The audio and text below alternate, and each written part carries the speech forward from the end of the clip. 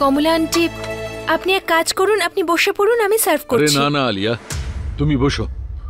প্রেগন্যান্সির মধ্যে বেশি কাজ করতে নেই। গয়না আছে তো, ও করে নেবে। বসো, তুমি খাও। গয়না, কি ভাবলে? কিভাবে প্রমাণ করবে যে আলিয়ার গর্ভে কোনো সন্তান নেই? পিসিমা, আমি কৃষকের মেয়ে, হাল চালাতেও জানি আর সমস্যার সমাধানও। আর পিসিমা, আপনি তো আমায় রাত অবধি সময় দিয়েছেন, তাই আমি ওর মিথ্যেটার সমাধান ঠিক বার করব। তোমার কাজ এইসব সার্ভ করা। নাও সার্ভ করো আমার বৌমাকে। রাঘব, সীমা ছাড়াবি না।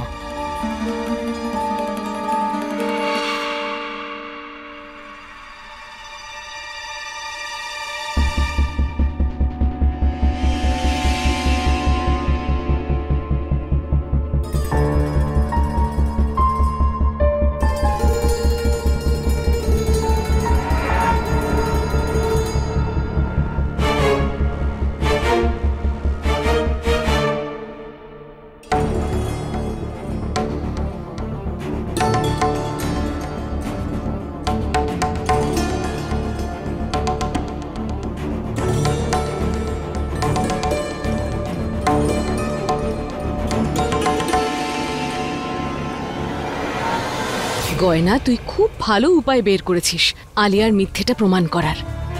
গ্রামে আমার মা আমাকে বলেছিল যে যে মহিলা গর্ভবতী তার পেঁপে খাওয়া উচিত নয়, আর যদি সে পেঁপে খায় তাহলে তার বমি হয়ে যাবে। আর যখন অজান্তে আলিয়া এই সবজিটা খাবে, যদি ওর বমি না হয় তাহলে সবার সামনে প্রমাণ হয়ে যাবে যে আলিয়া মা হওয়ার নাটক করছে।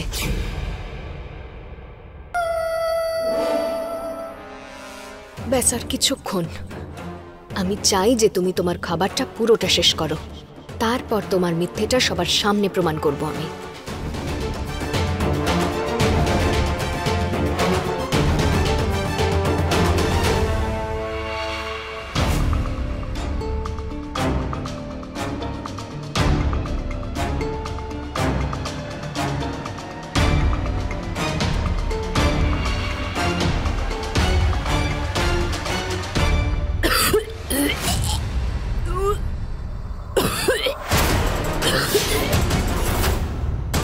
আলিয়া, আলিয়া ঠিক আছে তো? আলিয়া, আরে তুমি বমি করছো কেন? আমরা যেটা খেয়েছি তুমিও তো সেটাই খেয়েছো। এক মিনিট গয়না, সত্যি কথা বলো, আলিয়ার খাবারে তুমি কি মিশিয়েছো বলো। বলবে না তো? দাঁড়াও, আমি দেখে আসছি।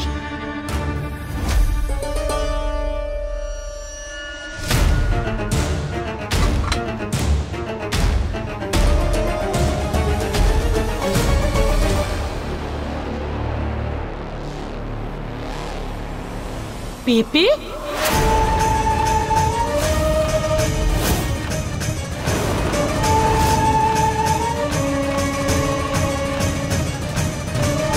গয়না, তুমি কাঁচা পেঁপে আলিয়ার খাবারে দিয়েছো? তুমি জানো না নাকি গর্ভবতী মেয়েদের কাঁচা পেঁপে খাওয়া উচিত নয়?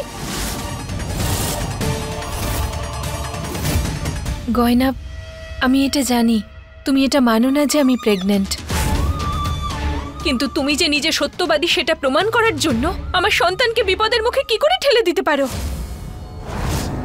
ভুলে গেছো নাকি আমার গর্ভের সন্তান আয়ুষ্মানেরও সন্তান? তাহলে তুমি এটা কেন করলে? কেন করলে বলো গয়না? কারণ আমি জানি যে তুমি মোটেই গর্ভবতী নও, আর নিশ্চয়ই তুমি এই সবজির মধ্যে পেঁপেটা দেখে নিয়েছিলে, তাই এই নাটকটা করছো, যাতে আমি তোমার মিথ্যেটা সবার সামনে প্রমাণ না করতে পারি। তোমার মাথাটা কি গেছে গয়না? এসব ইচ্ছে করে কি করে করতে পারে কেউ? দেখতে পাচ্ছ তোমার জন্য ওই বেচারির অবস্থা কি হয়েছে? মনে হচ্ছে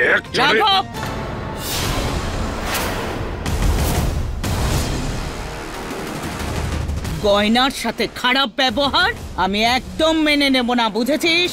দিদি, তুমি দেখলে ও কি করেছে? আলিয়ার আর ওর বাচ্চা যদি কিছু হয়ে যেত তখন?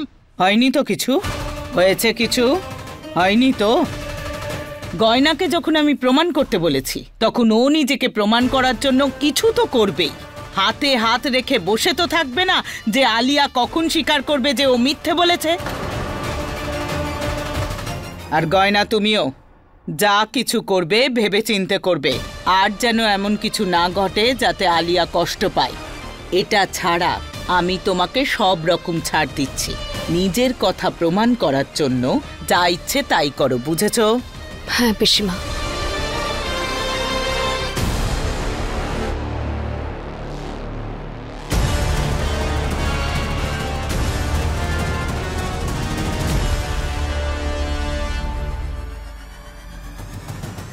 এইবার তো তুমি বেঁচে গেলে আলিয়া, কিন্তু আমি তোমার মিথ্যেটা সবার সামনে নিয়ে এসেই ছাড়ব।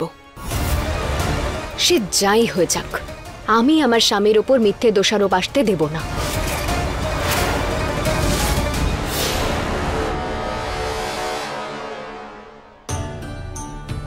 আজ হনুমান জয়ন্তীর খুবই শুভ দিন, তাই আপনি আপনার কৃপা দৃষ্টি আমার উপর রাখবেন,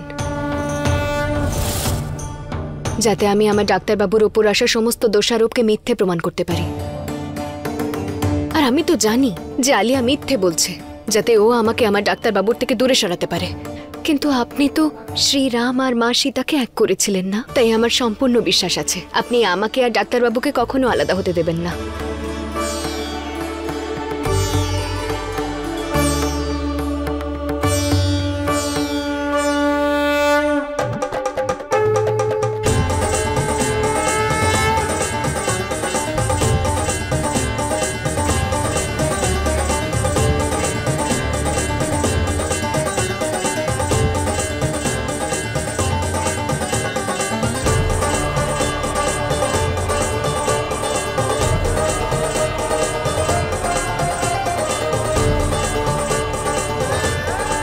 ভগবান, আমি জানি তুমি সবার খেয়াল রাখো, কিন্তু এই মুহূর্তে আমি আমার গয়না খুব দুঃখের মধ্যে দিয়ে যাচ্ছি। আমরা আমাদের সন্তানকে হারিয়েছি, আর আমার একটা চাকরির অত্যন্ত প্রয়োজন। আশা করছি এই দুঃখের পাহাড় থেকে খুব তাড়াতাড়ি নামতে পারবো।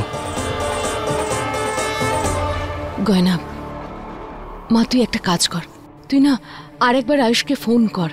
আয়ুষ যদি একবার ফোনটা ধরে নেয় তাহলে তোর সব সমস্যা দূর হয়ে যাবে, কারণ ও নিজেই এখানে এসে সবাইকে সত্যিটা বলে দেবে। তুই আরেকবার চেষ্টা কর, ওকে আরেকবার ফোন কর।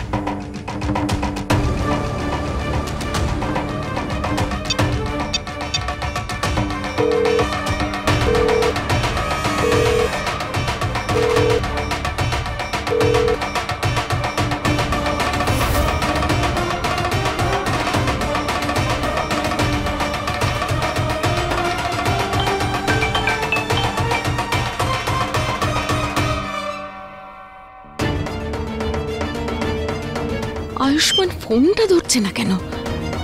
মা, আপনি চিন্তা করবেন না, ডাক্তারবাবু নতুন একটা কাজে গেছেন, নিশ্চয়ই সেখানে ব্যস্ত রয়েছেন। আর আমি একটা সত্যি কথা বলবো, আমি আলিয়ার এই মিথ্যে কথাগুলো বলে ওনাকে বেকার বেকার বিরক্ত করতে চাই না।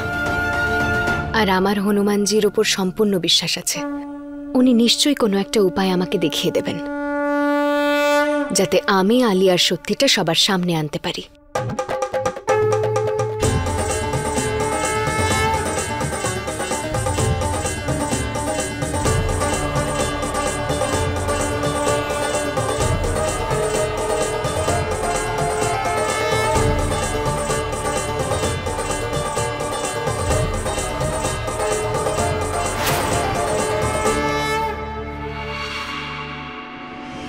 আলিয়া, আরে তোমার মাথা খারাপ হয়ে গেছে নাকি? হ্যাঁ, দিনের বেলা তুমি এরকম নেশা করছো?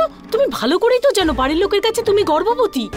যদি তোমার সত্যিটা সবাই জেনে ফেলে, তোমাকে সঙ্গ দেওয়ার চক্করে আমার অবস্থা টাইট করে দেবে। হ্যাঁ, আরে আপনি একটু চিল করুন না জেঠিমা, একে তো আমি স্ট্রেসে আছি, আর বুঝতেও পারছি না যে এই গয়নাটা কি প্ল্যান করতে চলেছে পরে। আরে দু চার ঢোক খেতে দিন না।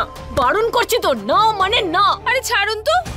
আরে তুমি আমার কথাটা শোনো না, এটা ফেলে দাও। যদি বাড়ির লোক তোমার ঘর থেকে একটু গন্ধ পায় না, তাহলে আমাদের দুজনের অবস্থাই টাইট করে দেবে। আর এমনিতেও দিদির সবকিছু জানা সত্ত্বেও জানি না দিদি কেন গয়নাকেই সাপোর্ট করছে। তোমার এসব কিছু অদ্ভুত লাগছে না?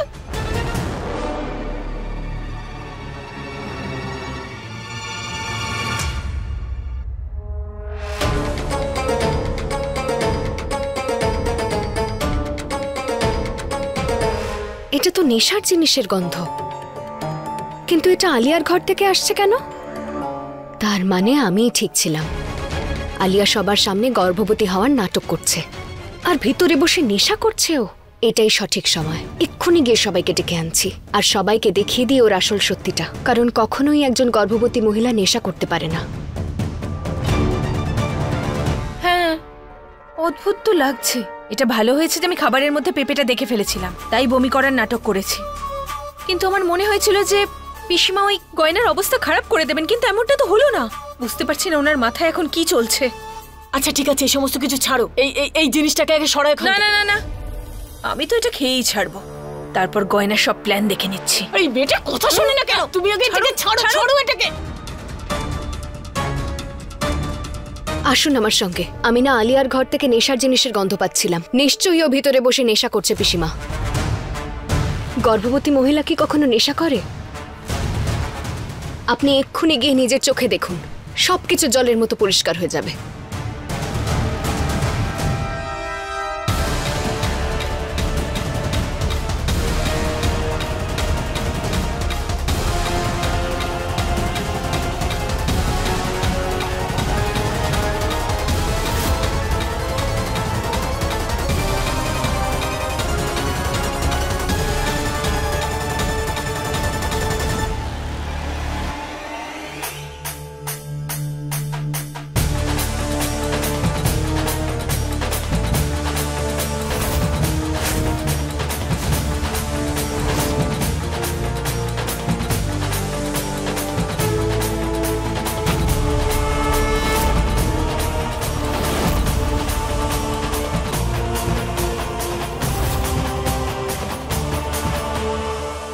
আপনারা সবাই এখানে?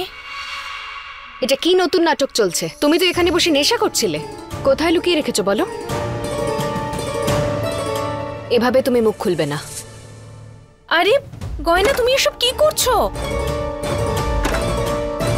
আরে নেশা করি না আমি, তাছাড়া আমি এখন প্রেগন্যান্ট আর আমার তো এর গন্ধেই কষ্ট হতে থাকে। মিথ্যে বলছো তুমি। আমি গন্ধ পেয়েছিলাম তোমার ঘর থেকে। গন্ধ পেয়েছো? এরকম গন্ধ তুমি এখান থেকে কি করে পাবে? আরে আমি তো পূজা অর্চনা করেছিলাম, আজকে তো হনুমান জয়ন্তী। আমার মনে হয় এই যে ধূপগুলো আমি জ্বালিয়েছিলাম সেটার গন্ধই বাইরে গেছে, তার গন্ধই তুমি পেয়েছো। হ্যাঁ, আর আমি তো তখন থেকে ওর সঙ্গে। ও কোথায় নেশা করলো? আমরা তো সেই তখন থেকে পুজো পাঠই করছিলাম। আর তুমি গয়না, নিজের কথাকে সত্যি প্রমাণ করার জন্য তুমি মিথ্যে কথা বলো না। হ্যাঁ, অনেক হয়েছে গয়না, আমি প্রথম থেকেই জানতাম এখানে কিছুই পাওয়া যাবে না। শুধু শুধু এখানে এনে আমাদের সময় নষ্ট করলে।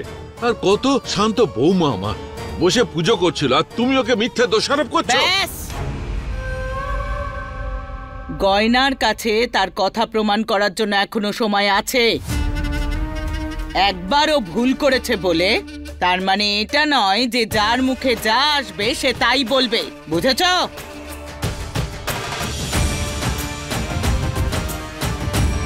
গয়না, আরো কিছুক্ষণ সময় আছে তোমার কাছে নিজেকে প্রমাণ করার জন্য। আমার একটা কথা মনে রেখো, 100টা মিথ্যের কাছে একটা সত্যি। তাই যখন সময় আছে তো নিজেকে সত্যি প্রমাণ করো, না হলে আমি ভাববো যে আলিয়া সত্যি বলছে আর তুমি মিথ্যে, বুঝেছো?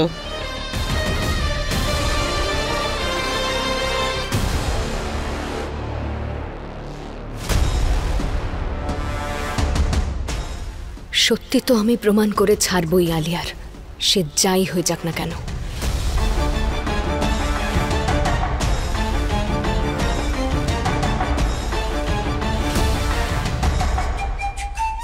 দেখেছেন আপনি? দেখেছেন আমার পিসিমা ওরই পাশে দাঁড়ালেন যেন আমার গায়ে কোনো পোকা লেগে রয়েছে। আরে না, শোনো, আরে দিদি শেষে তাকেই সাপোর্ট করবে যে সব সত্যি কথা বলবে। আর তুমি একটু সাবধানে থেকো।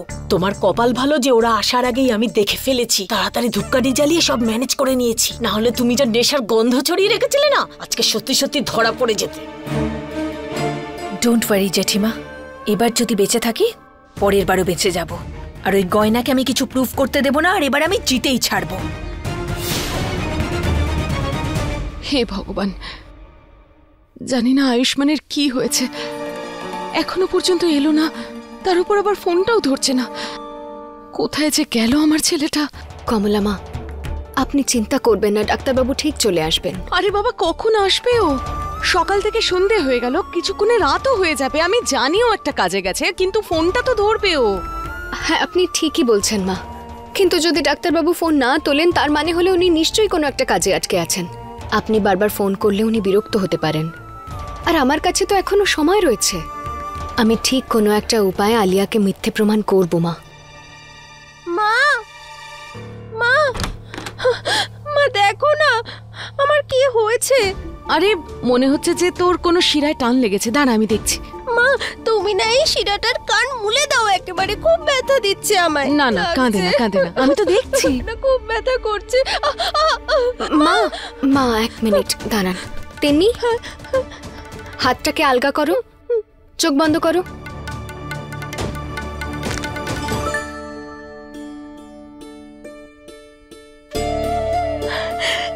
ঠিক হয়ে গেছে? পা গয়না, তুমি তো এক মুহূর্তে ব্যথা সারিয়ে দিলে। এটা তুই কি করে করলি? আরে এটা তো কোনো ব্যাপারই না মা, গ্রামে আমার বাবা আঙুল দিয়ে টিপে মাথার ব্যথা সারিয়ে দিতেন। তাই জন্য শরীরের কোন অংশে চাপ দিলে ব্যথা সেরে যাবে সেটা আমি খুব ভালো করে জানি। আর এটা তো কোনো ব্যাপারই না, গ্রামে তো আমি সবাইকে যোগাসনও শেখাতাম। আরে বাহ, তুই এত কিছু জানিস? হ্যাঁ।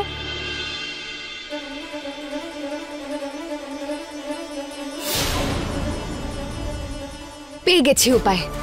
আলিয়ার সত্যিটা সবার সামনে প্রমাণ করার উপায় আমি পেয়ে গেছি মা। কি করে রে? এবার যোগাসনের জ্ঞানই আমাকে সাহায্য করবে আলিয়ার মিথ্যেটা প্রমাণ করার জন্য।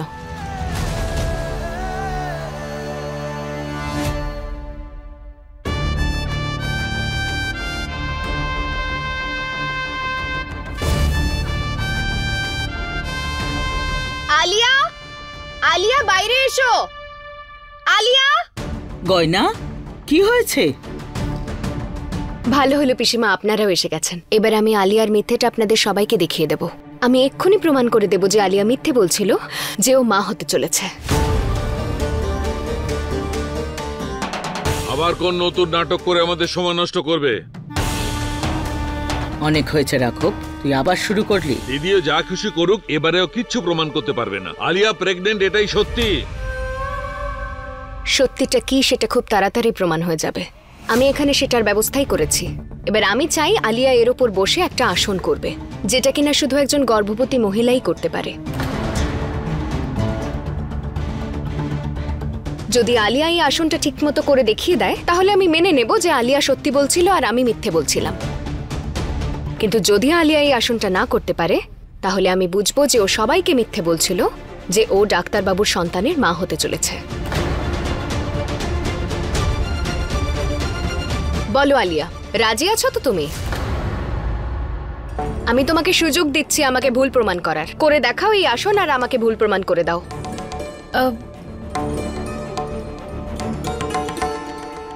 এই আলিয়া, সাবধানে, আবেগের বশে ভুল করে ফেলো না। না জানি কি কি আসন করাবি এই যোগাগুরু গয়না। আমার কথা শোনো, তুমি বারণ করে দাও। কি হলো, শর্তে রাজি তো? হ্যাঁ, তোমার চ্যালেঞ্জ আমি গ্রহণ করছি। বলো কি আসন করতে হবে।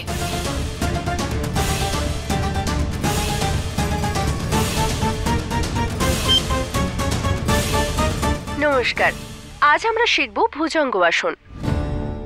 এটা ইংরেজিতে কোবরা পোজও বলা যায়। এটা ভুজঙ্গ আসন। এই আসনটা করতে হবে তোমায়। আর যদি তুমি এই আসনটা না করতে পারো না আলিয়া, তাহলে তোমার থেকে বড় মিথ্যেবাদী আর কেউ হবে না এই বাড়িতে।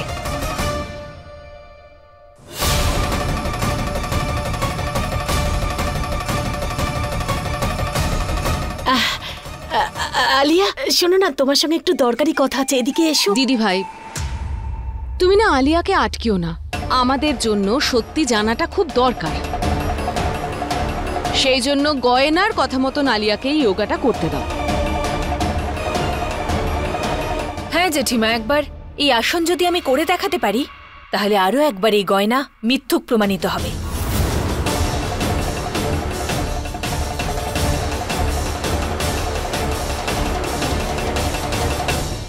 হে ভোলানাথ, আপনি আমায় সব পরিস্থিতিতে সব রকম ভাবে সাহায্য করেছেন। আপনি আমায় আবার মা হওয়ার আশীর্বাদ করুন। আমি কঠিন পরীক্ষার জন্যও প্রস্তুত আছি।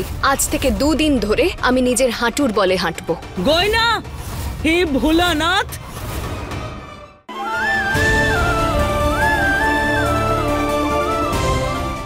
এই আসনটা করার জন্য প্রথমে মাটিতে শুতে হবে। আমি যেমন ভাবে করছি ঠিক সেভাবে ফলো করুন। দুটো পাকে একসাথে জোড়া করে দুটো হাতকে নিজের শোল্ডারের পাশে নিয়ে আসতে হবে আর আস্তে আস্তে উপরে উঠতে হবে।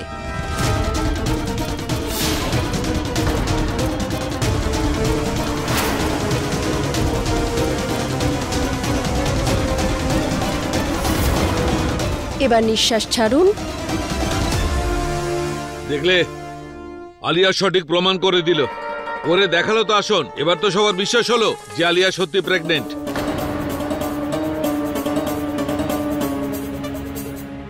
কি হলো গয়না? কেন আমায় তুমি মিথ্যেবাদী বললে? এবার দেখো, আমি তোমার সামনে এই আসন করে প্রুফ করে দিলাম যে আমি সত্যিই প্রেগনেন্ট আর আমার পেটে আয়ুষ্মানের সন্তান। এবার তো তুমি আমাকে বিশ্বাস করেছো যে আমি সত্যি বলছিলাম। হ্যাঁ, আমি খুব ভালো মতো এটা বিশ্বাস করে নিয়েছি যে তুমি মিথ্যে বলছিলে যে তুমি গর্ভবতী।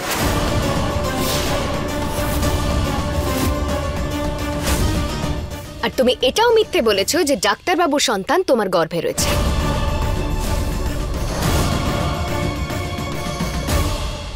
হে ভোলানাথ, আপনি আমায় সব পরিস্থিতিতে সব রকম ভাবে সাহায্য করেছেন। আপনি আমায় আবার মা হওয়ার আশীর্বাদ করুন। আমি কঠিন পরীক্ষার জন্যও প্রস্তুত আছি। আজ থেকে 2 দিন ধরে আমি নিজের হাঁটুর বলে হাঁটবো।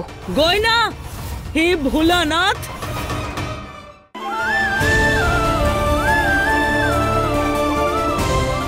কি এসব কি বলছো তুমি? তুমিই তো বলেছিলে যে এই আসনটা শুধু প্রেগনেন্ট মহিলারাই করতে পারে। তো আমি তো তোমায় এটা করে দেখিয়ে দিলাম। ভুল বলেছিলাম আমি।